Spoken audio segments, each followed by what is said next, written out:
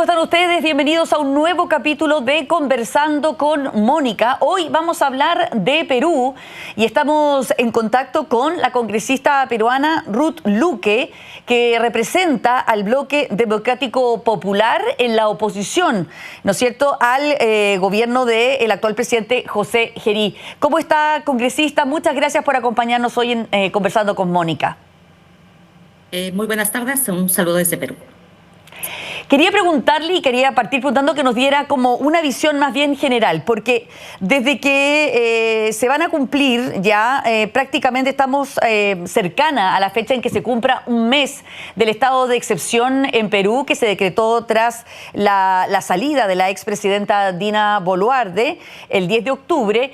Y quería preguntarle un poco cuál ha sido el avance y si ha servido de algo ese estado de emergencia que se decretó en Lima y Callao, con el objetivo de controlar todo lo que es el estado de la delincuencia, la seguridad en esos lugares, que fue justamente lo que gatilló la salida de la presidenta Boluarte. En realidad, la declaratoria de estado de emergencia, igual que el gobierno de Dina, no ha cambiado ni ha disminuido las cifras de asesinatos y extorsiones. Somos un país, al igual que otros países de América Latina, que estamos experimentando una ola creciente de asesinatos, extorsiones, inseguridad. Así que no han disminuido. Se han repetido las mismas fórmulas de parte del gobierno de Gerí, que en realidad no han sido útiles. Hoy se está anunciando más bien que van a presentar un nuevo plan nacional de seguridad.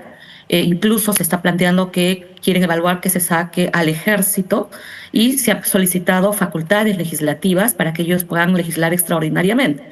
En realidad, todas estas fórmulas, de alguna manera, ya las había repetido Dina Boluarte, pero estamos ante cifras que no disminuyen, porque en realidad hay una crítica central sobre las decisiones que se dan. Una primera cosa que, por ejemplo, se plantea es que se deroguen muchas de las leyes que han aprobado este Congreso de mayoría autoritaria con el aval de la bancada de quien hoy preside de manera encargada José Gerí, y que aquí el pueblo peruano le llama leyes pro crimen o leyes pro delincuencia, que lo que han hecho es debilitar la actuación fiscal en el marco de la lucha de la criminalidad organizada y darle mayores competencias a la policía. Pero nosotros tenemos una policía que también es duramente cuestionada por la población, porque dentro existen lamentablemente malos miembros de la policía que están pues en redes de extorsión o redes que han contribuido en la comisión de delitos, y sobre el tema, sobre la reforma policial, no se toca, no se dice nada. Entonces, esa es nuestra situación actual. ¿Y qué va a pasar entonces en Perú según lo que usted ve? Porque, a ver, se produce la caída de la presidenta Boluarte justamente por unas manifestaciones enormes en las calles de Perú, alarmada y ya sofocada, agotada por la situación de inseguridad que existía. Se la declara a ella como una persona con incapacidad moral permanente para poder, dado que no asumió esa responsabilidad tan importante. Pero Perú ha tenido desde el 2016 hasta hoy 7 gobiernos en menos de 10 años. Entonces, ¿nos puede explicar cuál es esa crisis institucional que vive el Perú en este minuto y cuál es la salida que usted ve a esta situación? A ver, nosotros hemos tenido 7 presidentes porque hay una responsabilidad política de una bancada. Lo digo así de manera concreta. Y me refiero del partido de la señora Keiko Fujimori, que hoy intenta postular, va a postular por cuarta vez. ¿Ya? Este partido ha tenido en el 2016, fíjese, 72 parlamentarios, y pudieron hacer todo lo que querían, y de hecho han hecho lo que querían, ¿no? Y han sido parte de decisiones que han ido tomando.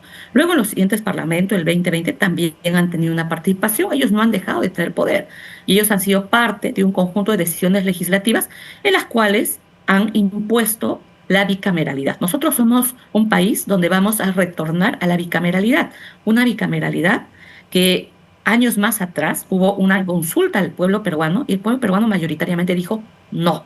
Y junto con ese rechazo a la bicameralidad, además se aprobó que no se aprobara la reelección de congresistas.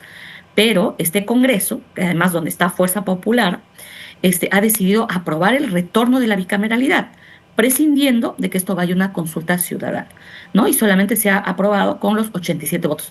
Narro esto porque esto es parte central de la crisis.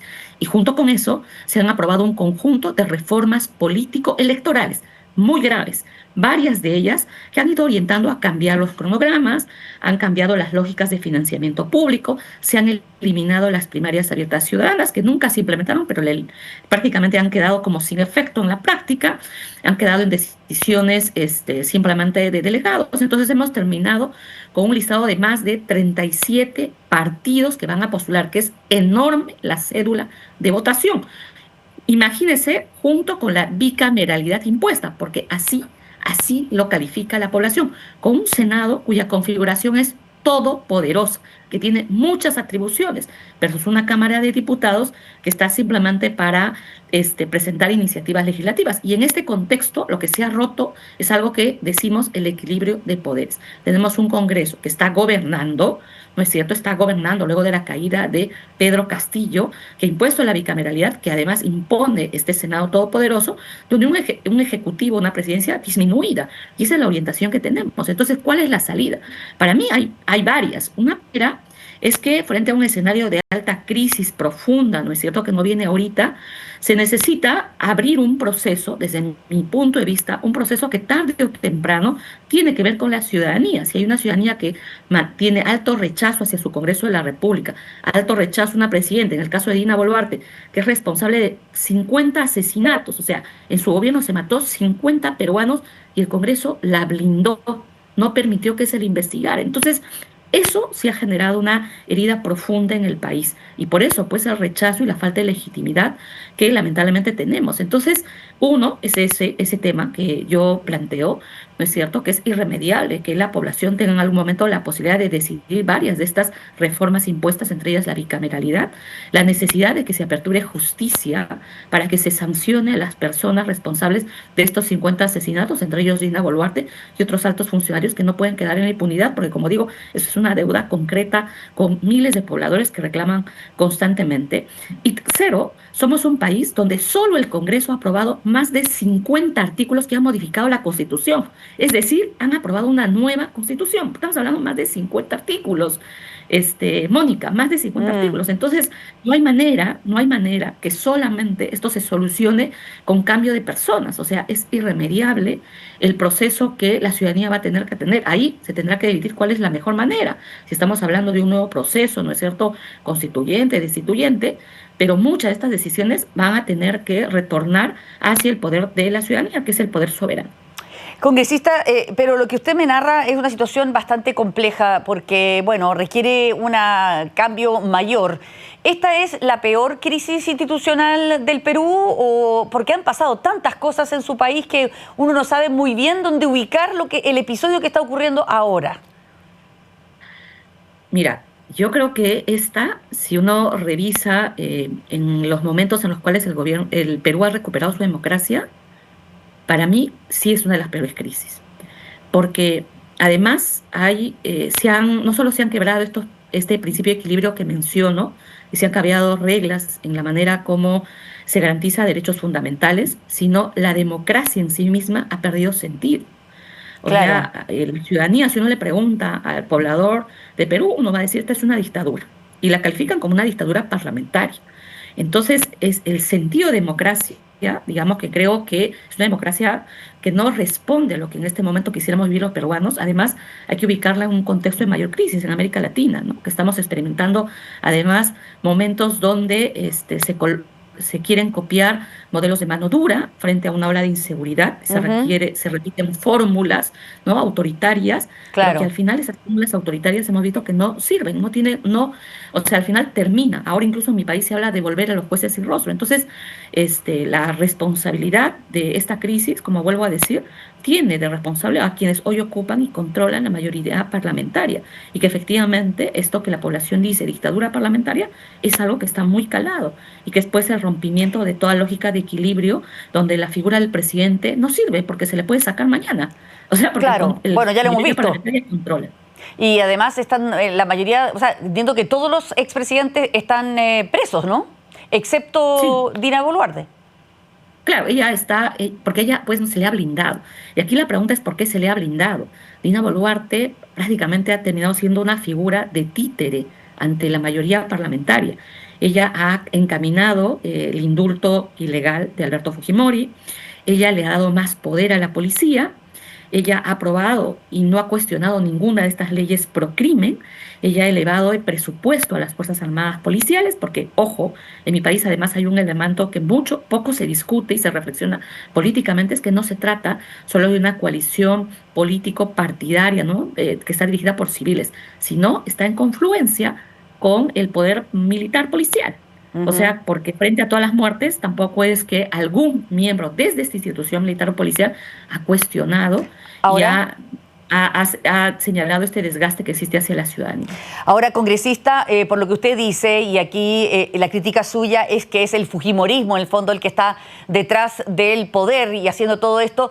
Primero, las congresistas que están elegidos y esta mayoría que tienen, ¿fue elegido por el pueblo o no? Porque me imagino que las elecciones sí serán válidas, por una parte, y por dos, ¿por qué van a tener ellos el interés de refundar, cambiar, llamar a una asamblea constituyente, como usted dice, si perderían el poder? Si son los propios congresistas, los propios personas que están en el poder actualmente los que tendrían que llamar a ese cambio.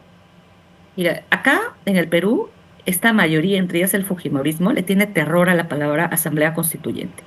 Cuando pasó lo que sucedió con el debate de la Constitución en Chile, creo que todos asumían que eso automáticamente podía ser una especie de ola que le dé pie. Entonces una cosa que el fujimorismo... Bueno, aquí nos fue bastante mal con aquello, con dos procesos claro, constituyentes. Así es, pero fíjate que aquí en el caso del Perú, cuando en el marco de la campaña del señor Castillo, porque yo no soy parte de su partido, pero cuando él levanta como una de las agendas el tema de la Asamblea Constituyente, una nueva constitución, cuando se instala el Congreso en el 2021, una de las primeras cosas que hizo el fujimorismo junto con varias bancadas es cerrar todas las posibilidades de que se abra una discusión de una nueva constitución. Por eso es que imponen el tema de la bicameralidad.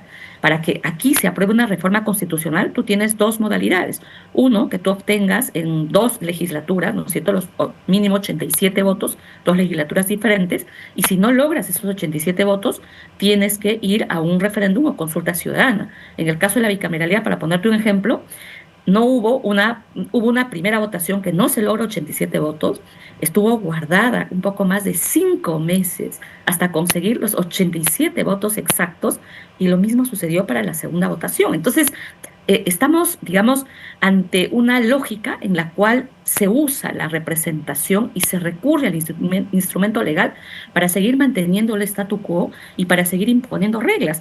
Porque si esto lo colocamos en términos legales, diríamos, bueno, por voto se ha ganado. Pero además, Mónica, nosotros somos un parlamento, fíjate, que sigue funcionando de manera virtual. O sea, luego de la pandemia, este parlamento peruano ha seguido tomando decisiones legislativas de manera semipresencial. Y la semipresencialidad y a veces virtualidad es una excusa cuando hay leyes que tienen que ver de alto interés, de alto impacto, se convoca y de pronto se manda a virtualidad. Nosotros solamente de manera obligatoria funciona los días jueves. ¿Y quién preside hoy el Congreso de la República? El fujimorismo. Ellos son los que están encargados de manera interina. ¿Quiénes han presidido todos estos años, casi 5 años, la Comisión de Constitución, donde han salido todos estos cambios en reformas electorales? El fujimorismo. Entonces, por eso digo que hay una responsabilidad política directa sobre todo el devenir y cómo es que se han utilizado instrumentos legales a la situación que hemos llegado. Entonces, no podemos estar, digamos, en una definición como se define, ¿no es cierto?, la democracia. Estamos ante un manejo donde se imponen los votos y donde la oposición, pues, estamos absolutamente relegados de decir, pues no tenemos los votos. Muy bien. Congresista, estamos conversando con la congresista peruana Ruth Luque del Bloque Democrático Popular. Vamos a hacer una breve pausa aquí en Conversando con Mónica. Volvemos de inmediato para seguir hablando del Perú.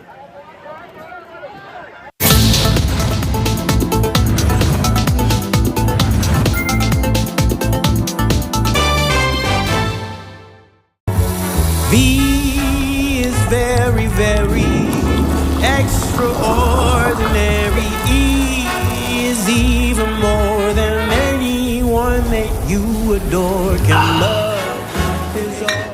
La nueva sandía Stones llega en el día más rico de la temporada, el Sandía. El día perfecto para probar un nuevo mix. El día de probar un new look. Prueba la nueva sandía Stones. Un mix de cerveza y sandía con los grados de alcohol justos para ti.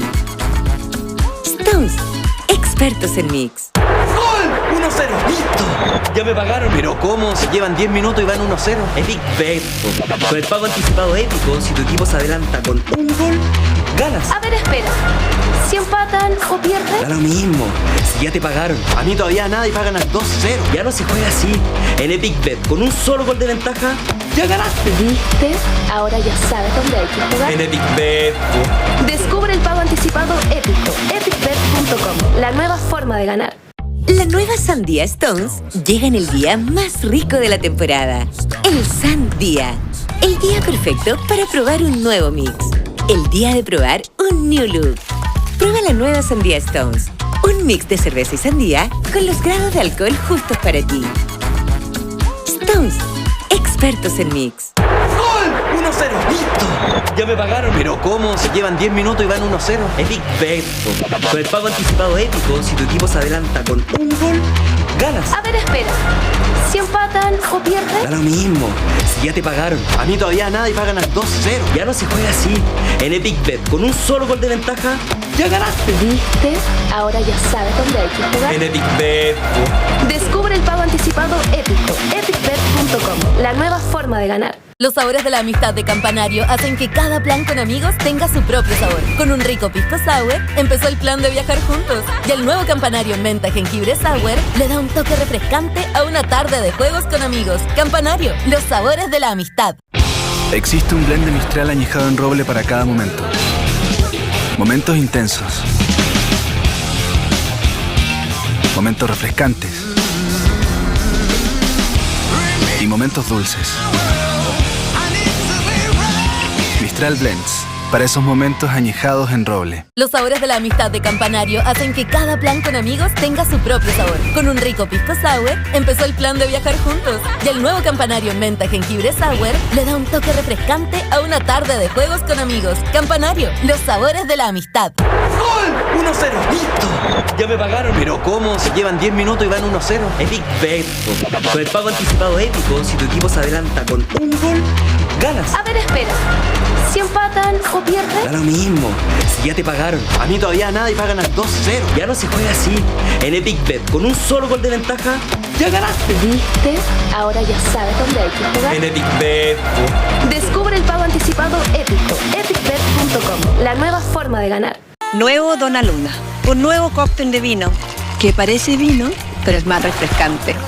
Parece espumante, pero es más suave. Parece spritz, pero viene listo para disfrutar.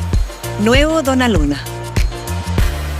Nuevo Mistral Ice 2,5 grados de alcohol. La variedad que se suma al Premium Ice de Mistral. El clásico sabor lima-limón. Ahora también con menos de la mitad de alcohol. Para disfrutar más las juntas, los días, las tardes y las risas. Nuevo Mistral Ice 2,5 grados de alcohol. Mistral Ice, el sabor en su prime.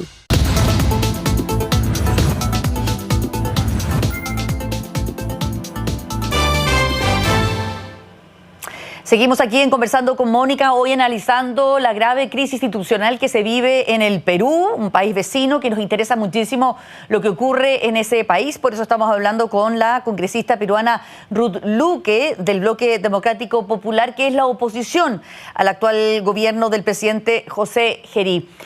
Ruth, usted me hablaba de la necesidad de un cambio radical en Perú para poder restablecer, digamos, la institucionalidad democrática. ¿Hay algún líder, hay alguna persona, hay alguna manera en que esto usted vea un futuro en ese sentido de que se pueda hacer en concreto? Mira, al momento no hay. Una cosa que creo que es importante señalar es que frente ya a la crisis institucional como tal, tenemos además una crisis al interior o en general desde los partidos políticos, porque las mismas fuerzas hoy representadas en el Congreso van a participar. Se han sumado una cantidad de partidos, pero ha habido una incapacidad entre estos partidos que señalan de autoritarismo al Parlamento, de intentar generar una confluencia mayor, o por lo menos en ejes programáticos o en ejes claves, para recuperar la democracia, ¿no? Garantizar la vigencia de los derechos humanos y empezar a tener acciones más concretas sobre la alta inseguridad y otros temas como salud, educación, que son los temas más sensibles para la población y que se tienen que atender de manera inmediata. Entonces, sí, lo que está más bien primando es que cada partido vaya por su lado. hasta el momento no hay ningún líder, ninguna fuerza, por decirlo así, digamos, del lado de la izquierda, del progresismo, o que uno pueda decir, bueno, esta es una derecha un poco más democrática, que diga, bueno, aquí se plasma un mayor liderazgo. No existe aún eso. O sea, si uno tendría que hablar en relación de cifras o de estadísticas que se tiene según las últimas encuestas, bueno, se siguen manteniendo con cierto nivel, o sea, aún con bajo interés, un 6%. López Aliaga, el exalcalde de Lima, que tiene un discurso absolutamente conservador, con propuestas más vinculadas a afectar la libertad de expresión. Además, seguidor de Milei, en el caso, digamos, de intentar repetir las mismas fórmulas. Fuerza Popular igual que mantiene ese nivel, y quien de alguna manera sí quizás es distinto es un poco Martín Vizcarra, que ha sido expresidente, pero no se puede negar que también Martín Vizcarra ha enfrentado y aún enfrenta varias investigaciones por casos de corrupción cuando fue gobernador. Entonces, esa es un poco la radiografía compleja en la que vamos a enfrentar el escenario electoral. Claro, se lo preguntaba porque se supone que el presidente Gerí tiene que convocar a elecciones, ¿no es cierto? ¿Serían el próximo año? Dina ya lo convocó. Ya. O sea, aquí en mi país se convoca un año antes, nuestras elecciones son en abril, vamos a elegir presidente, diputados, senadores ahora por el tema de la bicameralidad y bueno, el Parlamento andino. Oiga, y desde ese punto de vista, ¿cómo han seguido ustedes las elecciones chilenas y lo que está ocurriendo aquí en nuestro país? A ver, yo tengo varias reflexiones sobre Chile. Seguramente ustedes que viven de manera más directa el proceso tendrán un análisis más profundo. Pero en realidad yo veo a Chile, con algunos matices de lo que enfrenta Perú. Primero, sí, coincido en que entre Chile y Perú, por ejemplo, sí estamos enfrentando esta falta de legitimidad que cierta ciudadanía expresa sobre sus gobernantes. Compartimos el problema de inseguridad, la figura hoy, que de alguna manera diríamos de la izquierda, ¿no es cierto?, que está planteando distintos temas, por lo menos de las encuestas que he visto, le dan, digamos, la preferencia, pero en una segunda vuelta parece que no lo tendría. Y bueno, Chile se ha caracterizado además por garantizar su crecimiento económico, ¿no? Y mantener relaciones políticas con distintos países que no se han dañado, caso que en Perú, que se han ido deteriorando. Y ya, por ejemplo, el Parlamento peruano ha aprobado una moción de declarar persona no grata a la presidenta de México por la decisión política de... Entonces, creo que eso, a diferencia de Chile, ha ido manteniendo más allá, pero creo que enfrentamos estos problemas. Entonces, yo espero, digamos, que Chile pueda asegurar, ¿no?, su continuidad democrática, la soberanía del pueblo en sus elecciones, y que pues los temas principales, como son los de inseguridad, porque también eso, por lo menos las veces que he ido a Chile me lo han manifestado con las personas que he conversado, y este tema de mantener relaciones políticas para seguir manteniendo su crecimiento pueda seguir siendo orientaciones claras, ¿no? Y que no estén teñidas pues de elecciones de ataques, ¿no? Aquí nosotros experimentamos constantes insultos violentos, a veces por redes, y eso es una cosa que está sucediendo en muchos países, varios países de América Latina vamos a procesos de elecciones, y Chile, o sea, esperamos que que eso no sea no se genere niveles de violencia de esa naturaleza y que la población se sienta segura de participar, porque ahora van a participar de manera obligatoria. Claro, aquí también sí. El voto es obligatorio. Oiga, y en ese sentido, yo se lo preguntaba porque usted lo menciona, la situación de que han cortado relaciones con México. Hablando de lo que es la delincuencia y la crisis migratoria, esos son problemas que son transnacionales, o sea, no los puede resolver un país como Chile por sí mismo, ni Perú por sí mismo, ni Bolivia por sí mismo, ni ningún país por sí mismo. Se requiere coordinación hemisférica. Ustedes, al romper relaciones con México, son los fundadores de la Alianza del Pacífico, por ejemplo. ¿Eso de alguna manera no interrumpe la posibilidad de que los gobiernos latinoamericanos podamos cooperar más para justamente terminar en forma conjunta estos flagelos? Por supuesto, va a dañar, porque se está generando un rompimiento político. Eso lo hemos advertido hoy en el Pleno, varios de los congresistas que estamos en contra de esta moción. Sin embargo, como aquí simplemente es votar y el autoritarismo un poco es lo que guía, han aprobado esta moción. Y eso evidentemente coloca, yo creo, a Perú en una situación absolutamente alejada de los marcos de relaciones políticas que deberían generarse. Y efectivamente, la lucha contra la inseguridad y ante una criminalidad además transnacional no pasa solo por decisiones dentro del país.